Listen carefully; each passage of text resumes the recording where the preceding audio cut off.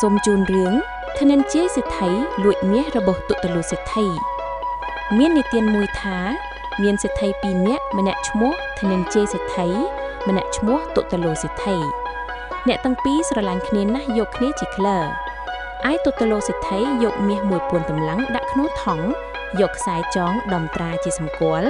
រួចហើយផ្ញើទុកនៅផ្ទះធនញ្ជ័យសេដ្ឋីជាក្លើធនញ្ជ័យសេដ្ឋីទៅជួញ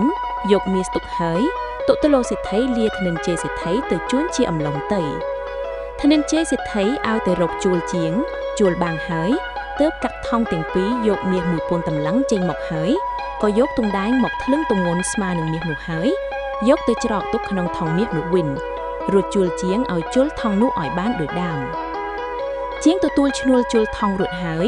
ឲ្យធនញ្ជ័យសេដ្ឋីទទួលទុកជាអំឡុងទៅ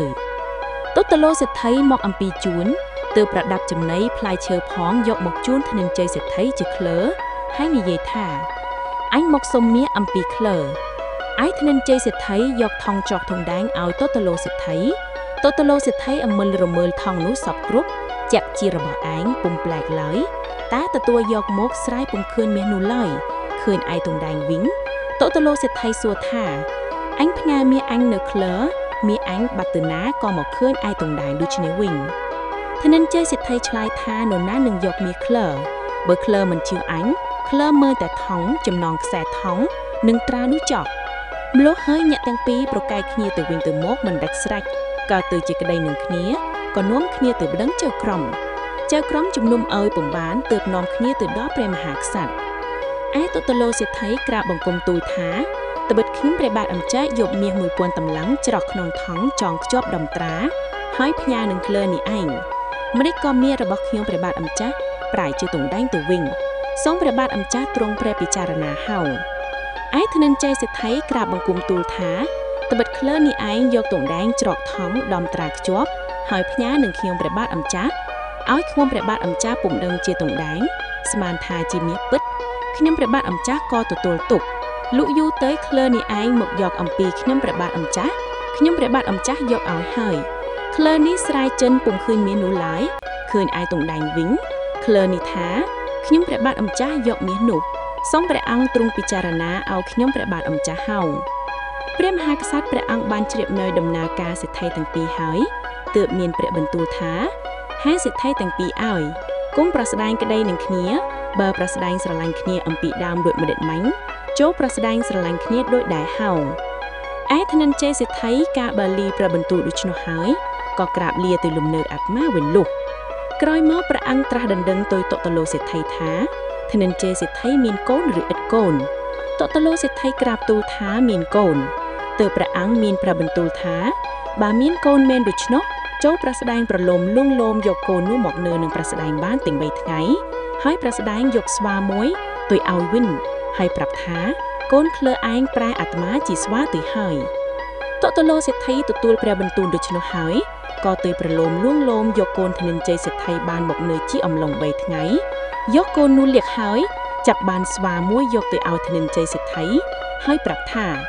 ក្លើឥឡូវនេះកូនក្លើឯងប្រែទៅជាស្វាទៅហើយធនញ្ជ័យសេដ្ឋីថាក្លើយកកូនអញទៅផងហេតុអ្វីបានជាពុំយកកូនមកឲ្យអញវិញយកឯស្វាមកឲ្យអញដូច្នេះវិញ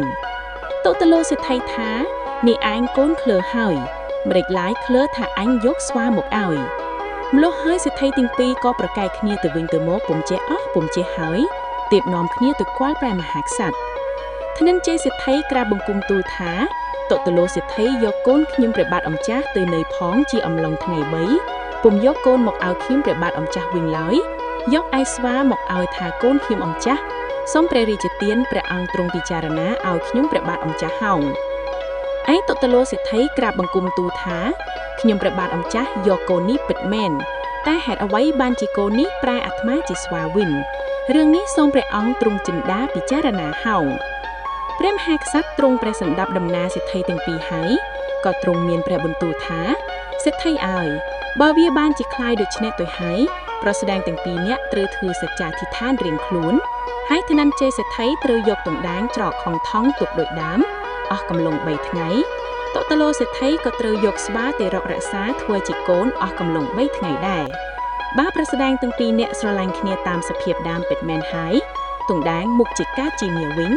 ស្វាក៏មុខជាប្រែខ្លួនជាកូនវិញដែរបើបានដូចក្តីសច្ចាធិដ្ឋានរបស់ប្រស្ដែងទាំងពីរនាក់ហើយចូលប្រស្ដែងណាមកកាន់អញសេដ្ឋីទាំងពីរទទួលព្រះបន្ទូលហើយក៏ក្រាបលាទៅលំនៅអាត្មាទីតៃដល់រាត្រីថ្ងៃទី3ធនិនជ័យសេដ្ឋីយកមាសច្រកក្នុងថង់នាំឡើងទៅថ្វាយឯទតលោសេដ្ឋីឮថាធនិនជ័យសេដ្ឋីយកមាសទៅថ្វាយក៏យកកូនទៅថ្វាយដែរព្រះមហាក្សត្រទ្រង់មានព្រះបន្ទូលឲ្យយកមាសឲ្យទតលោសេដ្ឋីយកកូនអំពីទតលោសេដ្ឋីមកឲ្យធនិនជ័យសេដ្ឋីវិញហើយទ្រង់មានព្រះបន្ទូលថាប្រស្ដែងទាំងពីរនាក់កុំអន់ចិត្តនឹងគ្នាឡើយចូលស្រឡាញ់គ្នាដូចដើមវិញទៅសេដ្ឋីទាំងពីរទទួលព្រះបន្ទូលព្រះមហាក្សត្រហើយក៏ក្រាបបង្គំលាទៅលំនៅអាត្មាទីតៃព្រះមហាក្សត្រទ្រង់កាត់សេចក្តីដូច្នេះហើយសុគតិកមនុមហោងសូមអរគុណពុកម៉ែបងប្អូនដែលតាមដានរឿងតាំងពីដើមរហូតដល់ចប់